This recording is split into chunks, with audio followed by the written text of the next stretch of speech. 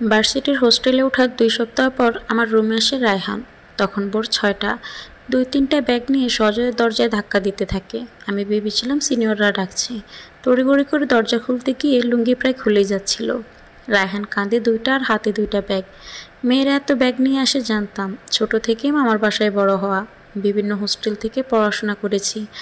অনেক রুমমেট পেয়েছি, কিন্তু এত ব্যাগপত্র নিয়ে হোস্টেলে আসতে এই প্রথম রায়হানকেই দেখলাম। তাও সব নিজের কাপড় চোপড়। আমি তাকিয়ে আছি দেখে চুইংগাম চিবোতে চিবোতে আমার দিকে তাকিয়ে বলল, তাকিয়ে আছিস কেন? আগে নিজের লুঙ্গি ধর, তারপর আমার ব্যাগ ধর। আর রুমে নাস্তা পানি কিছু আছে? নইলে চল হোটেলে গিয়ে নাস্তা করে একটা ঘুম দেব। হাতের ব্যাগগুলো আমার হাতে দিয়ে কাঁধের ব্যাগগুলো ওর জন্য রাখা অন্য বেডের উপর ফেললো। ব্যাগ রেখে বসতে না বসতে ওর ফোন এলো। খাটে বসা অবস্থায় ফোন ধরে ধপাস করে বেডে পড়ে গেল আর বলল, হ্যাঁ আম্মু, আমি পৌঁছেছি। এবার চিন্তা করিও না, সারা রাত ঘুমাওনি, জেগেছিলে আমার সাথে। এবার ঘুমাও, আমিও ঘুমাবো। হ্যাঁ হ্যাঁ, নাস্তা করেই ঘুমাবো, টেনশন করিও না। রুমমেট?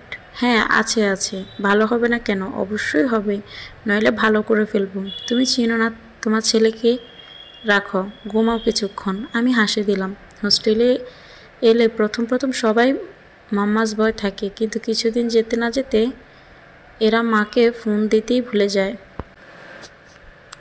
কিন্তু রায়হানের ব্যাপারে এই ধারণাটা আমার ভুল ছিল। রায়হান সারাদিন ক্লাস শেষে আড্ডা দিয়ে ৯টা থেকে 10টা অবধি 1 ঘন্টা ওর মায়ের সাথে কথা বলতো। হে হে করে হাসতো। ওর ঘরের টপের কথা, বিড়ালের কথাও জিজ্ঞেস করতো। সারাদিন কুল হয়ে চলা, রাজনীতির আলোচনা, বিতর্ক কিংবা গানের আসর জমিয়ে রাখা। যে ছেলেকে আমি বাইরে দেখতাম রুমে ঢোকার পর, যখন সে মায়ের সাথে কথা বলতো, এই ছেলের সাথে আমি মেলাতে পারতাম না। শুধু আমি নয়, অনেক ছেলেই ওর এই ব্যাপারটা দেখতো। আমাদের 3টা শার্ট, 2টা গেঞ্জি আর 2টা জিন্স দিয়ে পুরো বছর চলে যায়। এগুলো দিয়ে ক্লাস, অনুষ্ঠান, প্রাইভেট সব চলতো। কিন্তু রায়হানের সবগুলোর জন্য আলাদা আলাদা শার্ট, গেঞ্জি ছিল। একটা কাপড়ও সে ধুতো না। 1 মাস পরে সব ব্যাগে ভরে বাড়িতে নিয়ে যেত। আবার 1 ব্যাগ ভর্তি ধোয়া আয়রন করা শার্ট প্যান্ট নিয়ে আসতো। আর আসতো একটা সুটকেস, লালচে মেরুন রঙের মাঝারি সাইজের একটা সুটকেস। ওটাতে কোনো কাপড় চোপড় থাকতো না নানা রকমের খাবার জিনিস, বিভিন্ন রকমের শুকনো পিঠা, নানা রকমের আচারের বয়াম, বিস্কিট, বাদাম, চকলেট, ড্রাই ফ্রুট, আরও কত কি, মাছ ভাজা, ভুনা করা মাংস। আমি প্রথম দিন দেখে বলেছিলাম, এইটা কি? রায়হান একগাল হেসে বলেছিল, আম্মুর সুটকেস। রায়হানের এই আম্মুর সুটকেস আমার কাছে ছিল গুপ্তধনের মতো। চাপোষা মামার বাড়িতে বড় হওয়ায় মা কোনোদিন ভালো মন্দ দিতে পারেনি। হোস্টেলে বড় হয়েছি। ভালো খাবার আর নাস্তা বলতে টিউশনিতে মাঝে মধ্যে যা পেতাম তাই দুনিয়ার সেরা খাবারের একটা মনে হতো। রায়হান একা কিছু খেত না, আমাকে দিত আর বলতো, যখন খিদে লাগবে খেয়ে নিবি। তালা থাকতো না, শুধু চেনটা টানা থাকতো। প্রথম সংকোচ হলেও পরে অভ্যাস হয়ে গিয়েছিল। রায়হানের আম্মু সুটকেসটা আমার আর ওর বেডের মাঝখানে ফাঁকা জায়গায় থাকতো। এটা আমাদের আলনা হিসেবেও ব্যবহৃত হতো। মাসের শেষের দিকে সুটকেস খালি হতো। রায়হান মাসের শেষ বৃহস্পতিবার বাড়িতে যেত। যত কাজ, ক্লাস, অনুষ্ঠান থাকুক না কেন ওকে যেতে হতো। ওর পুরো মাসের ময়লা কাপড় আর ওর আম্মুর সুটকেসটা নিয়ে বাড়ি ছুটতো। এত বড় বড় ব্যাগ নিয়ে সে কীভাবে যেত, কীভাবে আসতো আমি জানতাম না। একবার ভার্সিটি সিনিয়রদের ফেয়ারওয়েল ছিল, সবাই নাচে গানে ব্যস্ত। সে রাতের 11টায় ব্যাগ আর সুটকেসটা নিয়ে বের হয়ে যাচ্ছে। আমি জিজ্ঞেস করলাম, এত রাতে কই যাস? দরকার হলে কাল যাবি। ভীষণ ব্যস্তভাবে বলে, আম্মুকে জানানো হয়নি যাব না, এটা কলও যাচ্ছে না। সারা রাত বসে থাকবে আমার জন্য, আমি বোরে পচে যাব। সে চলে গিয়েছিল। সেদিন রাতে আমার ঘুম হয়নি। শুধু মনে হচ্ছিল রায়হান অনেক ভাগ্যবান। মায়েরা সন্তানদের তো ভালোবাসে, আমরা এটা স্বাভাবিকভাবেই নিই, কিন্তু সন্তানরা মাকে এইভাবে ফিরতি ভালোবাসা দিতে পারে, এটা ভাগ্যের ব্যাপার। কিছু ভাগ্যবান মানুষ ফিরতি ভালোবাসা ভাগ্য নিয়ে জন্মায়। রায়হানের থেকে দেখে আমিও মাকে প্রায় ফোন দিতাম। প্রথম কথা খুঁজে পেতাম না, কি বলবো। আস্তে আস্তে বলতে মনে হলো মাকে অনেক কথাই বলা যায়। শনিবার সকালে রায়হান ঠিক তার আয়রন করা কাপড়ের ব্যাগ আর রায়হানের আম্মু সুটকেস নিয়ে ফিরে আসে। রায়হান বলে, এবার তোর জন্য আলাদা আলাদা সব দিয়েছে আম্মু। খুলে দেখলাম যা দিয়েছে সব 2টো করে পাঠিয়েছে। আস্তে আস্তে তার নিয়ম হয়ে গেল। রায়হানের আম্মুকে আমি কখনো দেখিনি। আমার কাছে রায়হানের আম্মুর ভালোবাসা মানেই ছিল রায়হানের আম্মুর সুটকেসটা। আমার অনেক খরচ বেঁচে যাচ্ছিল, আর আজে বাজে খাবার না খাওয়াতে অসুস্থও কম হচ্ছিলাম। একদিন দেখলাম রায়হান ওর আম্মুর সাথে অনেকক্ষণ ধরে বকবক করে টাকা চাইছে। ওর এক জোড়া জুতা পছন্দ হয়েছে 2400 টাকা, ওর সেটা লাগবে। অনেক বোঝানোর পর ওর মা টাকাটা পাঠাতে রাজি হয়েছে। রায়হান টিউশনে করে না, করলেও মাস 2 মাসের বেশি না। যদিও করে তা দিয়ে ওর মায়ের জন্য কিছু নিয়ে যাবে আগে। রায়হান ফোন রাখার পর আমি ওকে বললাম, জুতা কেনার জন্য না বলে বই বা ভার্সিটির ফিয়ের জন্য বললে তো এত কথা বলতে হতো না। রায়হান গাড়বে কি অবাক হয়ে বলে, মিথ্যে বলতাম? বাম হাতে মোবাইল ধরে ডান হাতে তুড়ি মেরে বলে, আমি মিথ্যে বললে এভাবে তুড়ি মেরে ধরে ফেলবে। আর আমি আম্মুকে কোনোদিন মিথ্যে বলিনি। সত্যি বললে যখন সব পাই, মিথ্যা বলার দরকার কি? কেমন যেন অবাকই হলাম।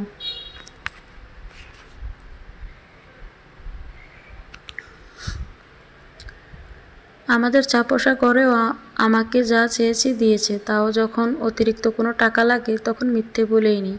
রায়হানকে সারাদিন অন্য সব ছেলের সাথে আলাদা কোনো অমিল পেতাম না আমি। ক্লাস মিছিল, মিটিং, প্রেম করা, ক্লাস ফাঁকি দেওয়া, আড্ডা দেওয়া, ট্যুর দেওয়া, পরীক্ষার আগের দিন রাত জেগে পড়াশোনা করে কোনো মতে পাশ করা, সব যেন একই অন্য সব ছেলের মতো। শুধু যখন মায়ের সাথে কথা বলতো আমার তখন মনে হতো আমি আমার ক্লাস 2-এ পড়া আমার ছাত্র সাব্বিরকে দেখছি। সেও পড়তে বসলে তখন এভাবে গল্প করো ওর মায়ের সাথে। একদিন সবাই মিলে আমাদের রুমে পার্টি করছিলাম। আমরা 10-12 জন। আড্ডা হচ্ছিল, কার্ড খেলা হচ্ছিল, গান হচ্ছিল। রায়হান গিটারে সুর তুলে গান গাইছিল। ওর ফোন আসায় ও আসর ছেড়ে উঠে এলো। আমাদেরকে ইশারায় চুপ হতে বলল, তাও আওয়াজ হচ্ছিল। হ্যালো আম্মু।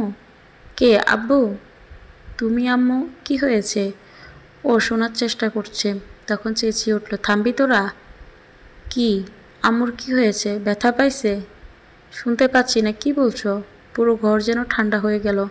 আমার বুক কেমন যেন দুপ দুপ করছিল। না চাইতেও মনে কিছু আসছিল, যেন খুদে কচুরিপনা সরিয়ে দিল আমার ফেরত আসছে। আমি তো রায়হানের কাছে ওর মা কি? আমি তাড়াতাড়ি উঠে যাচ্ছিল, তার আগে হাত থেকে মোবাইল ধুম করে ফ্লোরে পড়ে গেল রায়হান। সবাই তাড়াহুড়ো করে উঠে এসে ঘিরে ধরল রায়হানকে। আমি মোবাইল কানে নিলাম। ওপাশ থেকে কান্না জড়ানো স্বরে কে যেন বলছে, কাল জোহরের পর জানাজা। বাকি কথা আমি শুনলাম না। সবাই রায়হানকে ডাকাডাকি করছে, মুখে পানি দিচ্ছে। রায়হানের আম্মুকে আমি কখনো দেখিনি। আমার কাছে রায়হানের আম্মু মানেই ছিল মেরুন রঙের সেই সুটকেসটা রায়হান যেখানে পড়ে আছে তার 2 হাত ধরে দেওয়ালে গিয়ে সে দাঁড়িয়ে আছে। আমি অপলক তাকিয়ে আছি। যতবার রায়হানের আম্মুর বানানো খাবার খেয়েছি ততবার মনে হতো উনি মাথায় হাত বুলিয়ে খাবার খাওয়াচ্ছেন। সুটকেসটার দিকে তাকিয়ে থাকতে থাকতে কখন আমার চোখ বেয়ে পানি পড়ে শার্ট ভিজে যাচ্ছে আমার জানা নেই। রায়হানকে সবাই ডাকছে, কারণ আমরা সবাই ততদিনে যেন জেনে গিয়েছি রায়হান কেমন মা পাগল ছেলে। আমরা ওকে মাম্মাস বয় ডাকতাম। সেদিন রায়হানকে আমরা সবাই কীভাবে নিয়ে গিয়েছিলাম আমরা জানি না। রায়হানের কান্নায় ভারী হয়ে উঠেছিল আকাশ বাতাস, পুরো ঘর। রায়হান কখনো না বললেও আমরা সবসময় মনে হতো রায়হানকেও অনেক পয়সাওয়ালা ছেলে। ওর কাপড় চোপড়, খাবার দাবার দেখে আমার মনে হতো বড়লোক বাপের আদরের ছেলে। কিন্তু ওদের ঘরে গিয়ে দেখলাম তেমন না। আর 5টা সাধারণ মধ্যবিত্ত পরিবারের মতোই ওদের ঘর। 4 ভাই 3 বোন। তার মধ্যে রায়হান সবার ছোট ছিল। অন্য সব ভাই বোনের সাথে রায়হানের বয়সের পার্থক্য প্রায় 10-15 বছরের। তাই হয়তো মায়ের এত কাছে ছিল রায়হান। যার কাছে মা আছে এমন যত্ন করার, সে তো সত্যিই অনেক বড় লোক। রায়হানের বাবা, ভাই, বোন, ভাবি সবাই একসাথেই থাকতো, কারোর সাথে কোনো খারাপ সম্পর্ক নেই। কিন্তু রায়হানের মুখে কারো নাম কোনোদিন শুনিনি, শুধু ওর আম্মুর কথাই বলতো। আমি ভাবতাম মা বাবার আদরের একমাত্র ছেলে সে। রায়হানকে রেখে এলাম আমরা, কিন্তু আমার মন পড়ে আছে সেখানে। রায়হান কি করবে এখন?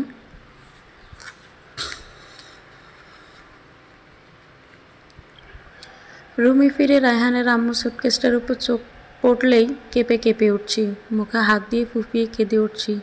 10 দিন পর রায়হান ফিরে এলো, উস্কো খুস্কো চুল নিয়ে, মুখ ভর্তি ধাড়ি নিয়ে।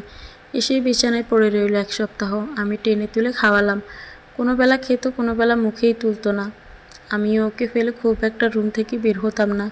কিন্তু পরের মাসে ফাইনাল পরীক্ষা, আমাকে ক্লাস কোচিংয়ে ছুটতে হচ্ছে। এক বিকেলে রুমে ফিরে দেখি বেডে বসে আছে রায়হান।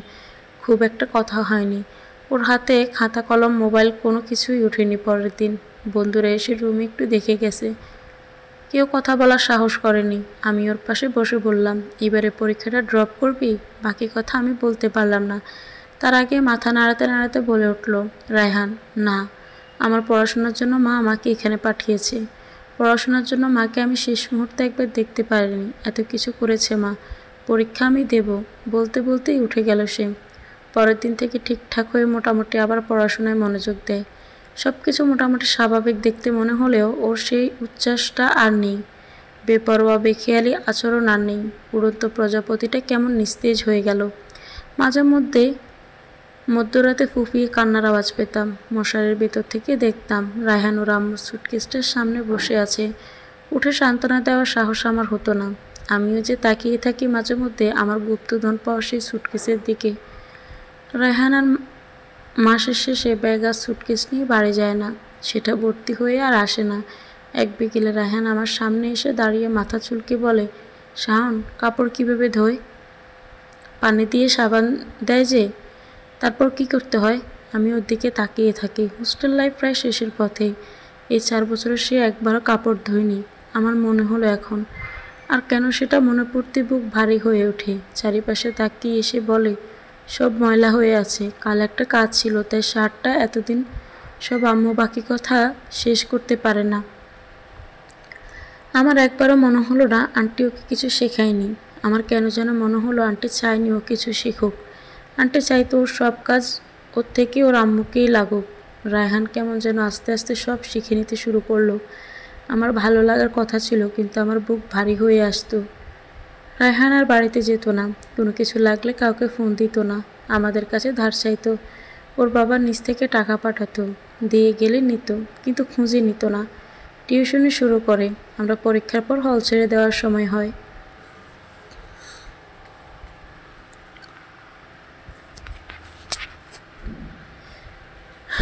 স্কলারশিপ নিয়ে বাইরে যাওয়ার জন্য সারাদিন দৌড়াতে থাকে রায়হান। হয়েও যায় সব। রায়হান যেন দেশ ছেড়ে পালাতে চায়। যে ছেলে হোস্টেলে এসেছিল 4টা ব্যাগ কাঁধে, সে ছেলে দেশ ছেড়ে চলে গেল 2টা শার্ট আর একটা প্যান্ট একটা ব্যাগে ভরে। রায়হান যাওয়ার সময় অনেকবার ওর আম্মুর সুটকেসটায় হাত বোলায়। ওর কাছে মায়ের স্মৃতি হিসেবেই সুটকেসটা রয়ে গেল। প্রতি মাসে একবার এটা টেনে টেনে নিয়ে যেত, আবার নিয়ে আসতো। তার কাছে খালি সুটকেস এখন বিশাল মনে হচ্ছে। এত বড় সুটকেস নিয়ে সে কোথায় যাবে? তাই আমাকে বলল, একটু রাখিস তোর কাছে যতদিন পারিস। অন্য কেউ পেলে কি করে ছিঁড়ে টেনে ফেলবে। আমি শক্ত করে ধরে বলি, সামলে রাখবো। আমি এই যে গুপ্তধনের সন্ধান পেয়েছিলাম এখানে। যাওয়ার সময় শুধু আমি দিয়ে আসি রায়হানকে। আর কোনো বন্ধু ওর হয়ে ওঠেনি। ফ্যামিলির কাউকে আমি আর দেখিনি। রায়হান যাওয়ার পর আমি একটা মেসে উঠি। তারপর একটা ছোটোখাটো চাকরি ধরি। 1 রুমের বাসা নিই। বছর 3 পর মায়াকে বিয়ে করি। আমাদের নতুন সংসার শুরু হয় নতুন বাসায়। তখনও আমাদের সংসারে এক কোনায় অতিথি হয়ে থাকতো রায়হানের আম্মুর সুটকেসটা। মায়া জিজ্ঞেস করলে ওকে রায়হানের কথা বলেছিলাম। ওর মায়ের কথা, ওদের মা ছেলে যে ভালোবাসার কথা। মায়াও কখনো কোনো কাজে লাগায়নি সেটা। এভাবেই পড়ে রইল। রায়হানের সাথে আমার যোগাযোগ এখনও আছে।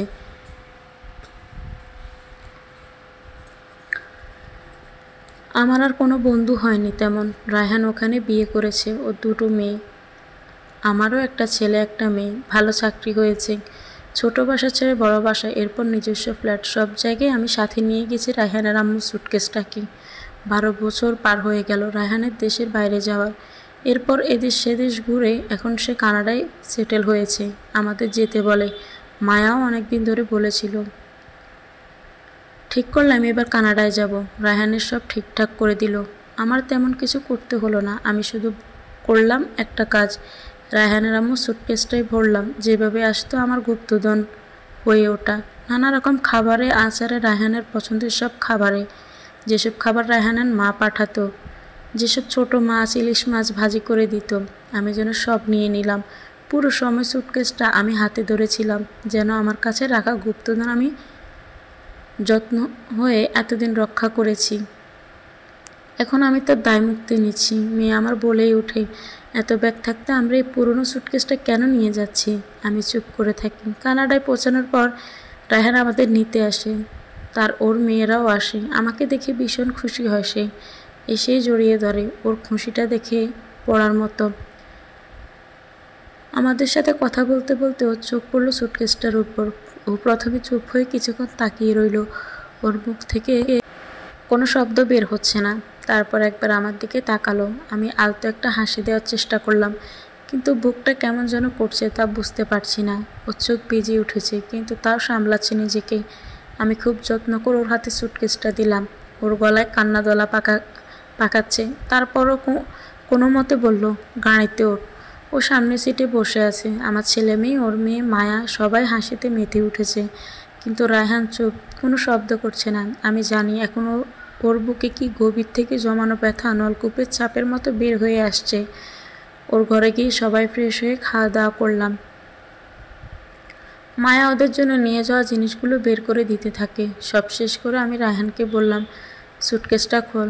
রায়হান ফ্লোরে বসলো। আগে যেভাবে হোস্টেলে এসে বসে রায়হান খুলতো ওর মায়ের সুটকেসটা, পাশে বসতাম আমিও। কি এলো নতুন? রায়হান কাঁপা কাঁপা হাতে চেইন খুললো। খুলতেই দেখলো সব আগের মতো সাজানো। রায়হান আর নিজেকে সামলাতে পারছে না। একবার আমার দিকে তাকালো, তখন চোখ বেয়ে পড়তে শুরু করেছে জমানো সব স্মৃতিগুলো। কাঁপা কাঁপা হাতে সব ছুঁয়ে দেখছে। তারপর হাউমা করে কেঁদে উঠল। ওর স্ত্রী, মেয়েরা, আমার ছেলে মেয়ে সবাই নিশ্চুপ হয়ে তাকিয়ে রইল। রায়হান হিচকি দিতে দিতে আম্মু বলে ঝাঁপিয়ে পড়ল।